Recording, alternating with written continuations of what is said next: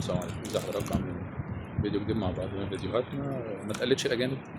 احنا هنا طبعا في كومباوند من كومباوندات أو ريسورت عامة في بورتو، بس زي ما انتم شايفين سور البلكونة معمول إزاز من غير هاند ريل. طبعا دي معمول متاخد برضه من بره وبس، ده مش عملي خالص لان للاسف الازاز شرايح، مفيش اي اكسسوارز بينهم، مفيش جوينتس بينهم.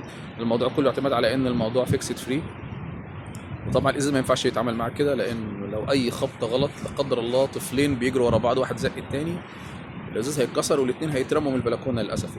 زي ما شايفين في كذا مكان في الكومباوند الشرايح نفسها مايله لقدام والشرايح مفكوكه، وفي نفس الوقت مشكله كبيره جدا ان حته الجزء اللي معمول ده انسيف بنسبه 100% طبعا، وبيتكسر وبيتخلع من مكانه. وزي ما شفت في كذا بروجكت انا كنت ماسكه واشتكيت للمهندسين في الموضوع ده، وده يبقى فيه سماحيه انك تعمل الجزء ده يبقى هاند ريل او يتعمل جزء كوبيستا الوميتال او اي او ستانلس وات ايفر، بس عشان يبقى سيف بالذات للاطفال.